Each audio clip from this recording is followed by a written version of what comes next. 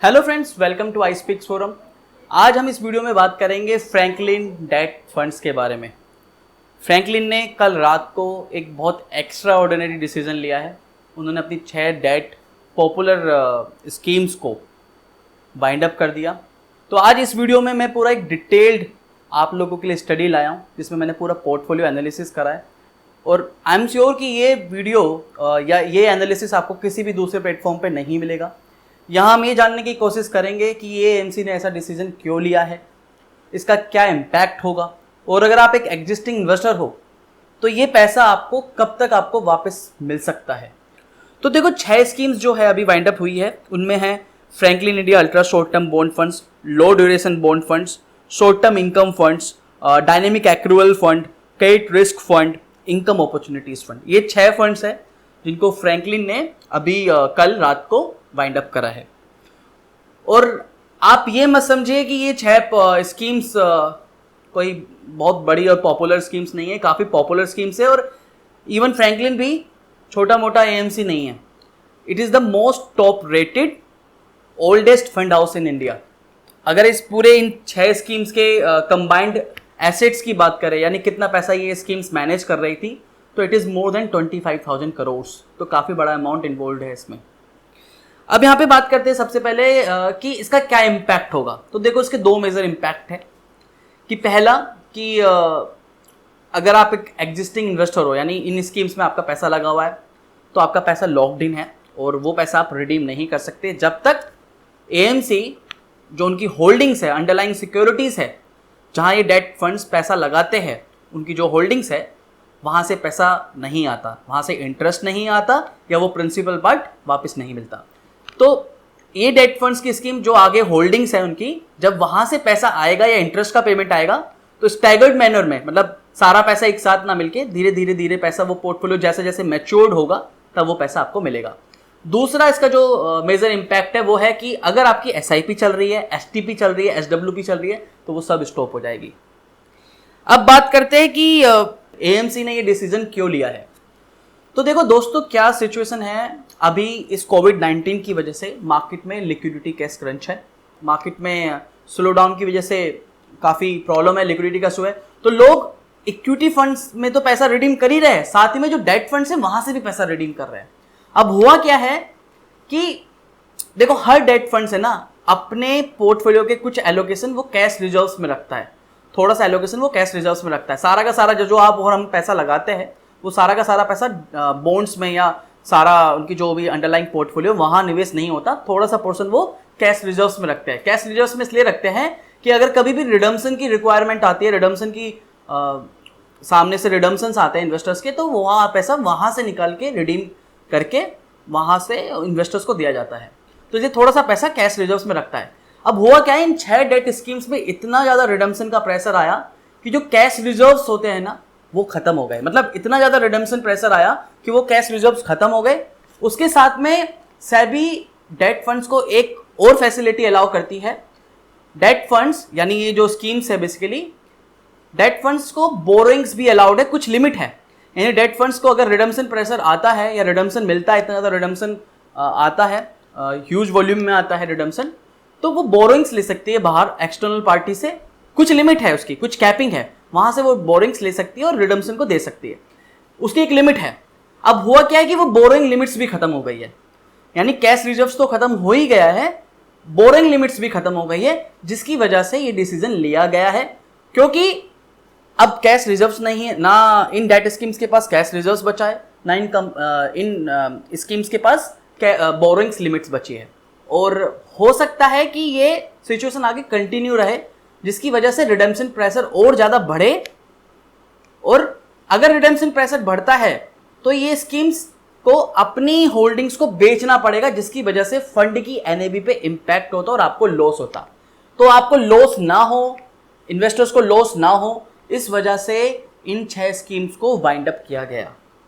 अब बात करते हैं दोस्तों कि अगर आप जस्ट ये सोचिए कि अगर ऐसा होता कि ये स्कीम्स वाइंड अप नहीं करती, क्या सिचुएशन होती। तो देखो क्या हुआ है, कैश रिजर्व्स ऑलरेडी खत्म हो चुके हैं, बोरोइंग लिमिट्स खत्म हो चुकी है। अगर रिडम्पशन प्रेशर और ज्यादा आता, जो कि उम्मीद थी कि और ज्यादा आएगा, रिडम्पशंस की और ज्यादा पैसा, क्योंकि अभी हो क्या रहा है, FIS भी इक्विटी से तो पैसा निकाल ही रहे हैं, लेकिन अपनी लिक्विडिटी शॉर्ट्स को पूरा करने के लिए या उनकी, बिकॉज वहां पे भी कैश की प्रॉब्लम है, तो वो डेट फंड से भी पैसा निकाल रहे हैं। साथ में जो रिटेलर्स होते हैं, रिटेल इन्वेस्टर्स होते हैं, कॉर्पोरेट्स होता है, जिनका काफी बड़ा अमाउंट इन्वॉल्व होता है डेट फंड्स में, वो लोग भी पैसा विड्रॉ कर रहे हैं। तो रिडम्पशन का प्रेशर इतना ह्यूज वॉल्यूम में आ रहा है, तो इस वजह से एक्शन लिया गया। लेकिन अगर ये सिचुएशन कंटिन्यू रहती तो देखो क्या होता, कैश रिजर्व्स खत्म है, बोरोइंग्स लिमिट्स खत्म है, तो मजबूरन अनइंटेंशनली इन स्कीम्स को या फंड मैनेजर्स को अपनी होल्डिंग्स को बेचना होता। जो उनकी बॉन्ड्स की जो होल्डिंग्स है उनको मार्केट में बेचना होता, सेकेंडरी मार्केट में। अब सेकेंडरी मार्केट में बेचने के लिए लिक्विडिटी तो होनी चाहिए ना, खरीदने के लिए बायर्स होने चाहिए।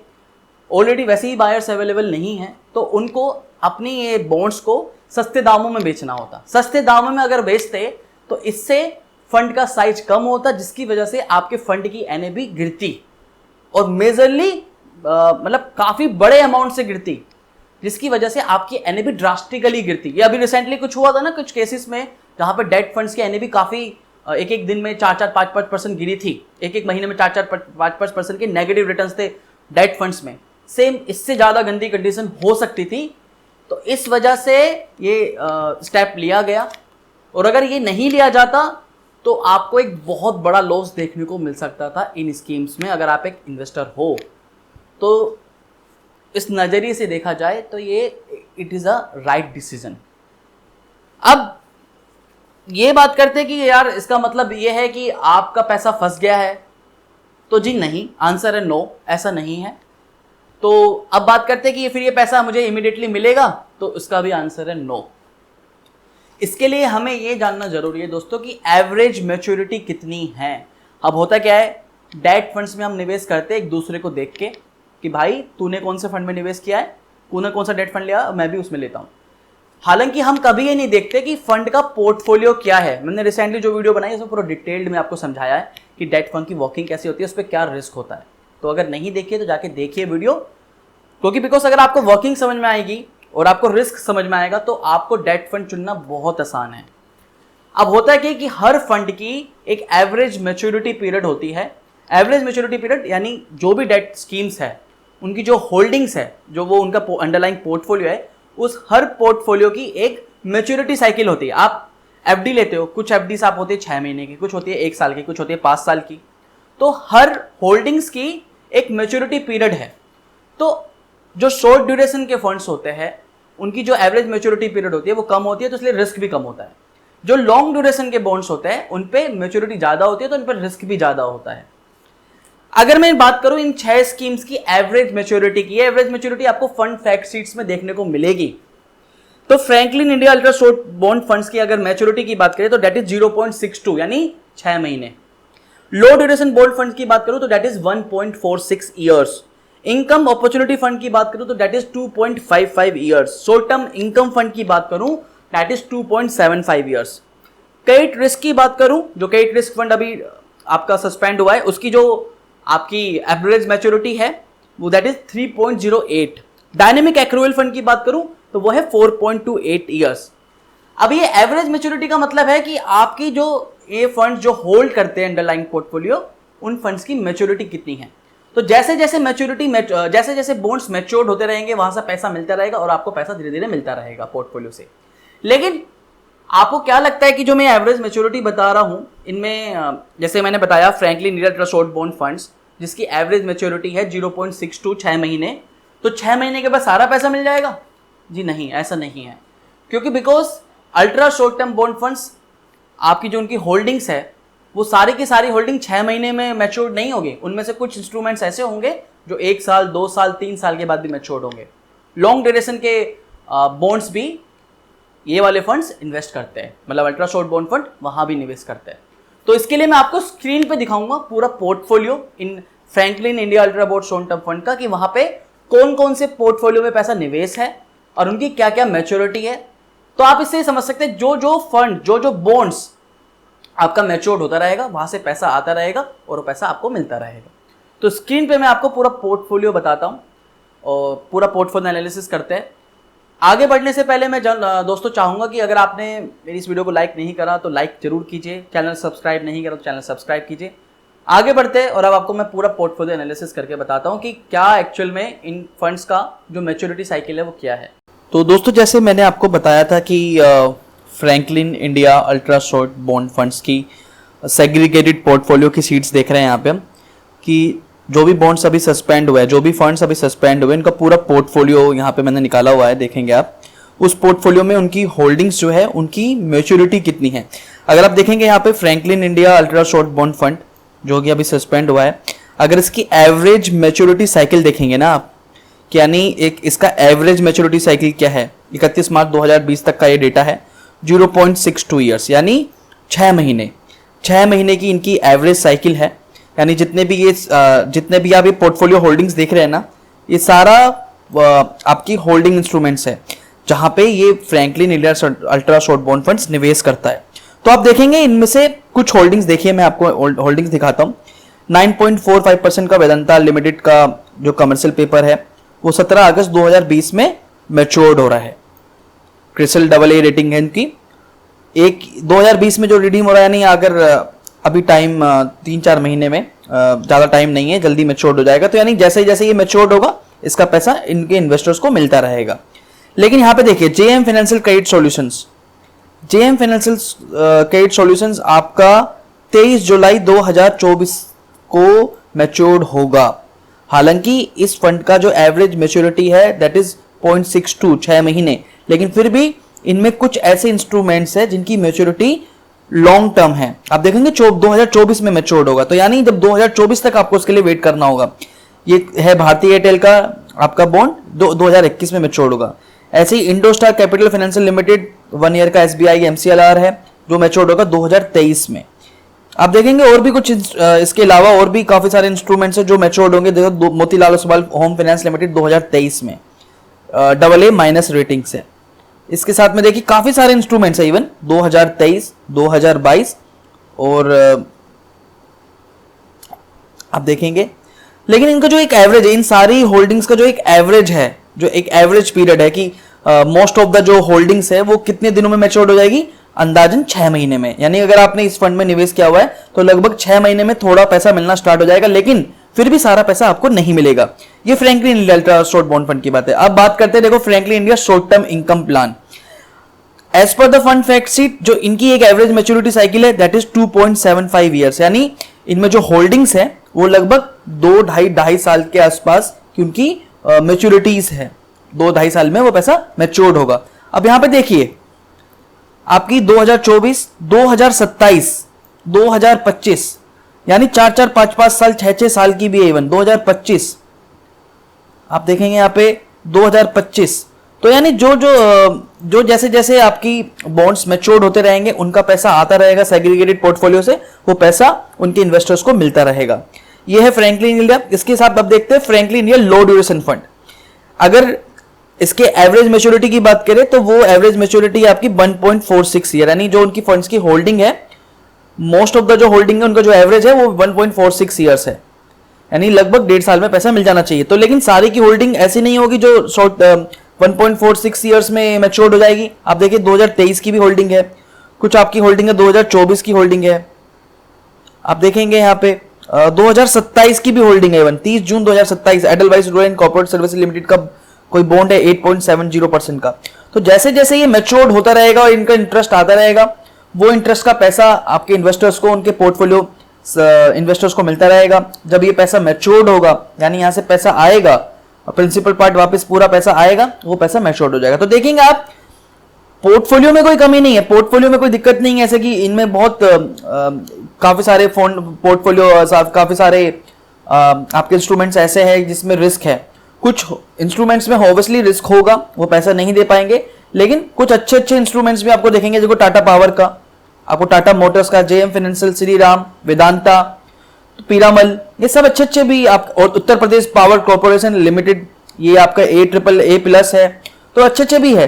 तो लेकिन इनका भी पैसा आपका मैच्योर होने में अभी टाइम है, 2021, 2024, ये मैच्योरिटी साइकिल आप देखिए, एवरेज मैच्योरिटी साइकिल है 1.6 की, लेकिन इनमें कुछ बॉन्ड्स ऐसे हैं, सेग्रीगेटेड पोर्टफोलियो ऐसे हैं जो लॉन्ग टर्म की होल्डिंग है, लॉन्ग टर्म में मैच्योर्ड होंगे, लेकिन जो भी इनका इंटरेस्ट अमाउंट होगा ना, वो इंटरेस्ट अमाउंट आपको पीरियडिकली मिलता रहेगा।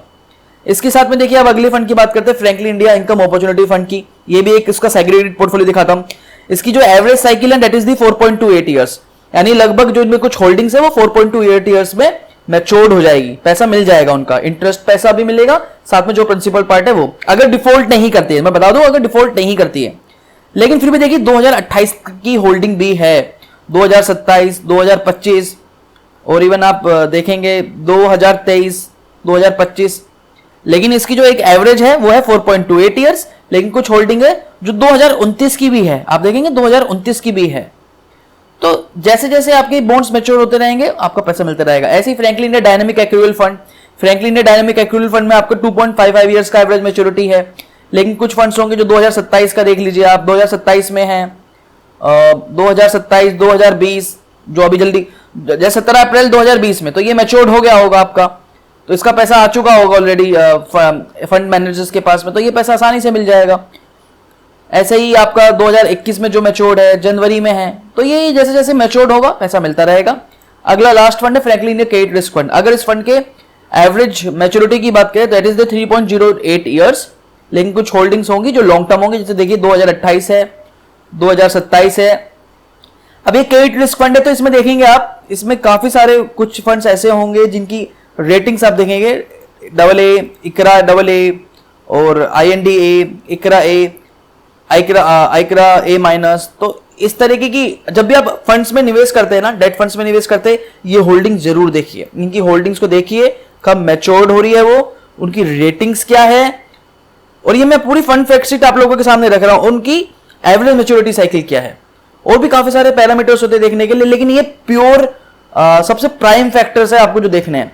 तो आज मेरे को वीडियो समझाने में यही इस जो डेटा को हम एनालिसिस कर रहे हैं इससे यही समझ में आता है कि आपका पैसा, देखो ऐसा नहीं है कि पूरा का पूरा पैसा रिस्क पे है, आपके कुछ अच्छे इंस्ट्रूमेंट्स भी है, उनके पोर्टफोलियो होल्डिंग अच्छी भी है जिसमें से पैसा आसानी से वापस आएगा, वहां पे कोई रिस्क नहीं है।